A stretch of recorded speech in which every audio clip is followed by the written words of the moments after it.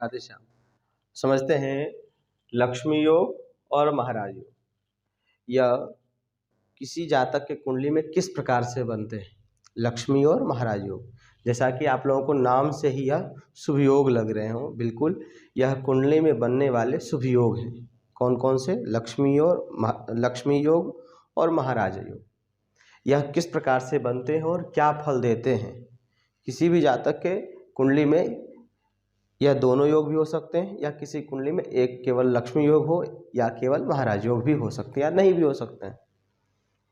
वैसे तो लक्ष्मी योग कई प्रकार से बनते हैं, कई तरीके से बोला जाता है कि ये लक्ष्मी योग है। लक्ष्मी योग मतलब धनवान योग। लक्ष्मी योग का एक सामान्य रूप से अगर नाम लें तो ये धनवान योग है कि धनवान योग किसी जातक की कुंडली में किस प्रकार से बनता है। हम लोग समझते हैं लक्ष्मी योग। सर्वप्रथम लक्ष्मी योग समझते हैं कि किसी कुंडली में लक्ष्मी योग कैसे बनते हैं। ध्यान से समझें, लिखा हुआ है, नोट करेंगे। जितना आप लोग लिख लेंगे उतना अच्छा रहेगा याद करने के लिए।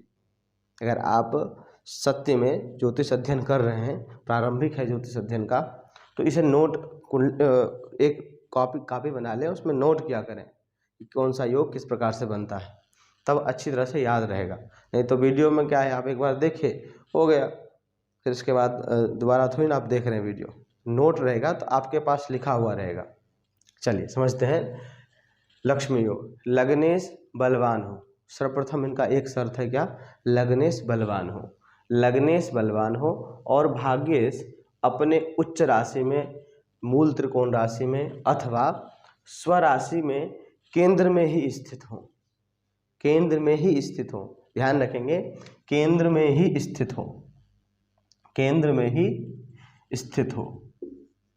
यह इसका एक शर्त है कि भाग्येश जो हैं, भाग्येश मतलब भाग्य भाव के जो स्वामी हैं, वह उच्च के हों, मूल त्रिकोण राशि में हो, स्वराशि में हो।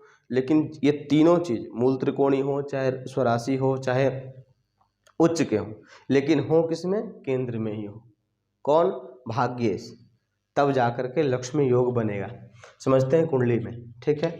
किसी जातक की कुंडली हम लोग उदाहरण के तौर पे मान लेते हैं कि सिंह लग्न की कुंडली है, 5, 6, 7, 8, 9। किसी जातक की सिंह लग्न की कुंडली है तो इस क्या कहता है इसका नियम लक्ष्मी योग का कि लग्नेश बलवान। कौन बलवान हो? लग्नेश बलवान हो। तो लग्नेश इसमें कौन है? सूर्य है। लग्नेश कौन है इसमें? सूर्य। क्योंकि लग्न यानी प्रथम भाव में जो राशि होगा उस राशि के स्वामी ही प्रथम भाव के स्वामी होंगे। तो लग्नेश मतलब प्रथम भाव के स्वामी। प्रथम भाव को ही लग्न कहते हैं। लग्नेश, लग्न के ईश, लग्न के स्वामी अथवा कह लीजिए प्रथम भाव के स्वामी। तो इसमें प्रथम भाव के स्वामी हुए शुक्र, सूर्य। पांच राशि लिखा है, 5 राशि के स्वामी सूर्य होते हैं। तो इस कुंडली में प्रथम भाव स्वामी कौन हो? सूर्य। कहते हैं लग्नेश बलवान हो। बलवान का मतलब ये होता है कि वह ग्रह जो है अंश से बलवान हो, किसी पाप ग्रह के साथ स्थित ना हो, त्रिक भाव में स्थित ना हो, तृतीय भाव में स्थित ना हो, तो वह बलवान कहलाता है। त्रिक भाव मतलब 6, 8, 12 भाव में कहीं स्थित ना हो तो बलवान कहलाएंगे।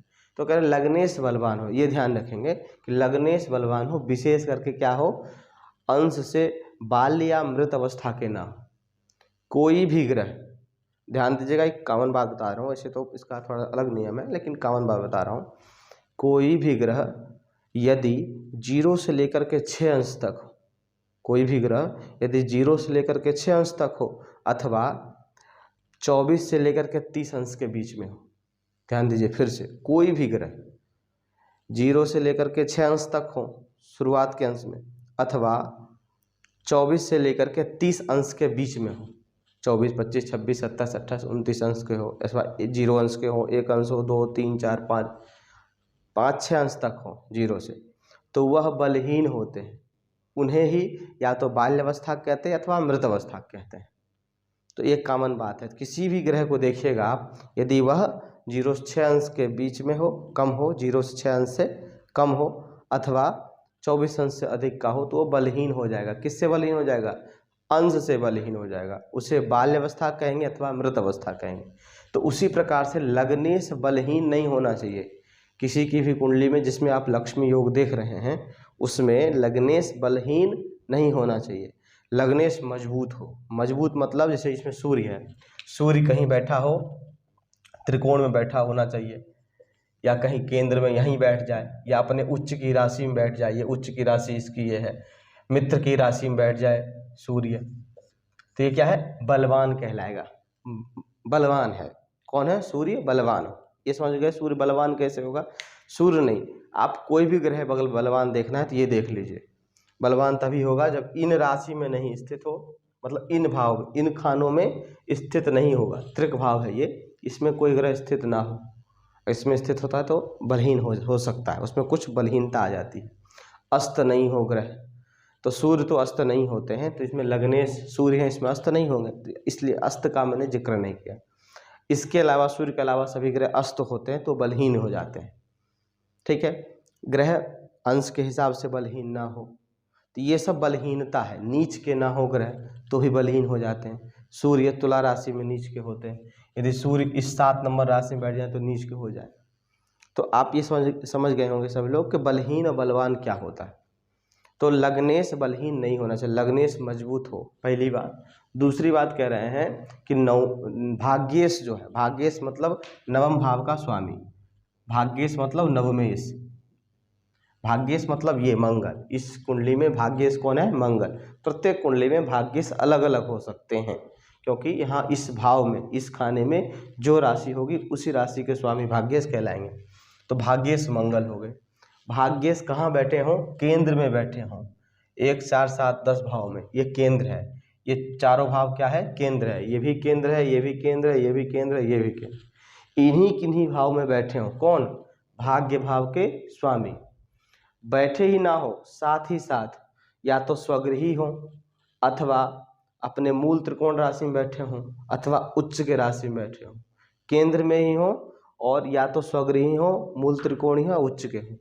जैसे इसमें भाग्येश कौन है, मंगल। तो मंगल इसमें या तो यहाँ बैठे हों तो यहाँ बैठ कर स्वगृही हो जाएंगे, ठीक है। यहाँ मित्र की राशि में हो जाएंगे तो मित्र की राशि में भी नहीं चलेगा। या तो केंद्र में बैठ करके स्वगृही हो, अथवा उच्च के हो, अथवा मूल त्रिकोणी में हो, तभी जाकर के एक पूर्णतः लक्ष्मी योग बनेगा, जो कि जातक को क्या क्या देंगे, जिसके कारण जातक पराक्रमी होगा, यश मान सम्मान को प्राप्त करने वाला। लक्ष्मी योग है भाई, लक्ष्मी योग में तो वही मिलेगा जो लक्ष्मी जी दे सकती हैं, मान सम्मान। अब जिसके पास धन होगा उसके पास सब कुछ होता है, मान सम्मान अपने आप आ जाता है। 99%। एक आध व्यक्ति ऐसे होते हैं कि धन होने के बावजूद भी उनमें मान सम्मान नहीं होता, यूं ही रहते हैं। पाने वाला धनवान तथा कोई उच्च पदासीन होता है, उच्च पद को प्राप्त करने वाला होता है। अधिकतर व्यक्ति जब तक पद नहीं रहेगा तब तक मान सम्मान नहीं होगा, और धन नहीं रहेगा, पद नहीं रहेगा, धन नहीं रहेगा, अथवा धन रहेगा तो ही पद मिलेगा। तो ये सब मिलता है जिस जातक की कुंडली में लक्ष्मी योग होगा। अब आगे चलते हैं हम लोग महाराज योग के तरफ। लक्ष्मी योग का सीधा सिंपल कॉन्सेप्ट यही था कि लग्नेश मजबूत हो, लग्नेश नीच स्थिति में ना बैठा हो, और भाग्येश अर्थात नवमेश यह केंद्र में स्थित हो, अपने स्वगृही में, अपने स्वराशि में, मूल त्रिकोण राशि में, अथवा उच्च की राशि में, तो लक्ष्मी योग बन जाएगा। ये तो सिंपल बात। अब हम महाराज योग समझते हैं, महाराज योग कैसे बनता है। देखिए महाराज योग उलटफेर है। पंचमेश लग्न में हो, पंचमेश कौन हो, लग्न में हो। अब ये सब सारा मिटा देता हूँ, समझते हैं पंचमेश। जैसे देखिए इसमें पंचमेश जो है, इसमें पंचमेश कौन है, गुरु है, क्योंकि 9 नंबर लिखा है पंचम भाव में। पंचमेश कौन है, गुरु है। पंचम भाव में जो राशि लिखा होगा उसके स्वामी पंचमेश होंगे। पंचमेश गुरु लग्न में बैठे हों, ये कह रहे हैं ना। पंचमेश जो भी, इसमें गुरु है इस कुंडली में, अन्य कुंडली में आप देख लो कि पंचम भाव के स्वामी कौन है। पंचमेश कौन हो, लग्न में हो, तो देखिए पंचमेश गुरु को हम लग्न में बैठा दे रहे हैं। और लग्नेश पंचम भाव में हो, लग्नेश इसमें सूर्य है, सूर्य पंचम भाव में हो। एक दोनों राशि परिवर्तन बना लिए, संबंध है ये, राशि परिवर्तन संबंध, क्षेत्र संबंध, स्थान संबंध, कुछ भी कह लीजिए, सहावस्थान संबंध, एक ही बात है सारी बात। तो लग्नेश अर्थात लग्न के स्वामी पंचम भाव में हो, पंचम भाव के स्वामी लग्न में हो, ठीक है। और पुत्र कारक ग्रह और आत्म कारक ग्रह। अब पुत्र कारक ग्रह कौन होते हैं, आत्मकारक ग्रह कौन होते हैं। वैसे देखा जाए ग्रहों में आत्म बल का कारक सूर्य है और संतान पुत्र का कारक गुरु है, वैसे देखा जाए। लेकिन यहाँ पर यह आत्मकारक और पुत्र कारक ग्रह सूर्य और गुरु को इन्होंने नहीं लिया है। किसको लिया इन्होंने? अंशानुसार लिया इन्होंने। जो अंश के अनुसार कहा जाता है सबसे अधिक अंश वाला ग्रह आत्मकारक होता है।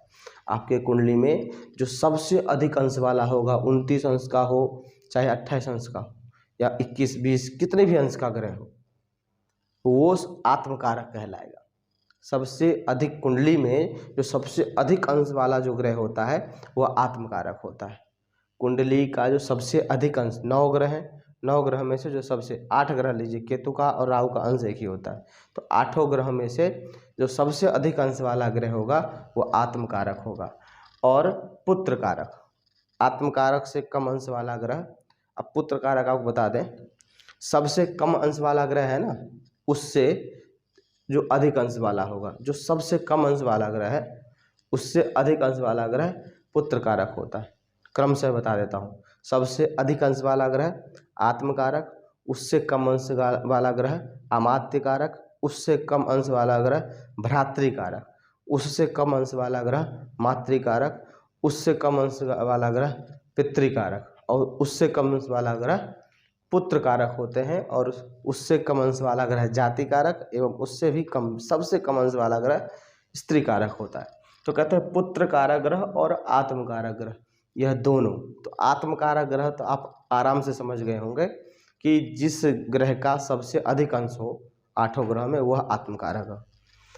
तो आत्मकारक और पुत्र कारक ग्रह यह दोनों क्या हो ग्रह, दोनों ग्रह बलवान हो तो महाराज योग बनता है। ये दोनों ग्रह बलवान कैसे होंगे? तो आपके कुंडली में जो सबसे अधिक अंश वाला ग्रह है ना, वह किसी पाप ग्रह के साथ ना बैठा हो, भले वो खुद भी पाप ग्रह हो चलेगा, लेकिन पाप ग्रह के साथ नहीं बैठा हो, त्रिक भाव में ना बैठा हो। त्रिक भाव मतलब 6 8 12 भाव में ना बैठा हो, अपने उच्च राशि में बैठा हो बलवान हो जाएगा, अपने स्वराशि में बैठा हो बलवान हो जाएगा, अपने मूल त्रिकोण राशि में बैठा हो बलवान हो जाएगा। नवमांश कुंडली में जो ग्रह उच्च के होते हैं ना या स्वराशि होते हैं, वो भी ग्रह बलवान माने जाते हैं। लग्न कुंडली में भले वह उच्च गए ना हो, लेकिन अगर नवमांश कुंडली में उच्च गए हो गए तो भी ग्रह बलवान माने जाते हैं। तो ऐसी स्थिति बन रही हो किसी कुंडली में, कैसी स्थिति? पंचमेश और लग्नेश दोनों आपस में एक दूसरे की राशि में बैठे हों और पुत्र कारक और आत्मकारक ग्रह दोनों बलवान हो, तो उस जातक के कुंडली में महाराज योग बनता है। जिसके कारण क्या होता है, इस योग में जन्म लेने वाले जातक उच्च पर, अब नाम ही महाराज योग है तो प्राप्त वही करेगा, करने वाला धनवान होगा, नौकरों से युक्त होगा, सम्माननीय होगा तथा राजनीति विशेष में, किसमें? राजनीति क्षेत्र में अपना स्थान बनाने वाला होता है। महाराज योग है तो महाराज योग महाराज जैसा देगा। मंत्री विधायक सांसद आदि बनाने में मदद करते हैं। और घर गांव के हैं तो प्रधान बनेंगे, प्रधान नहीं तो मुखिया बनेंगे, मुखिया नहीं तो सरपंच, चाहे प्रत्येक स्थान पे अलग अलग होते हैं। तो ये स्थिति बनती है यदि महाराज योग किसी कुंडली में हो तो। आशा करता हूँ आप लोगों को लक्ष्मी योग महाराज योग समझ में आया हो। नहीं समझ में आया हो, किसी प्रकार कोई दिक्कत हो तो कमेंट करें, पूछ सकते हैं। कॉल फ़ोन नंबर दिया हुआ है, उसमें आप पूछ सकते हैं, प्रश्न पूछ सकते हैं कॉल करके। राधे श्याम।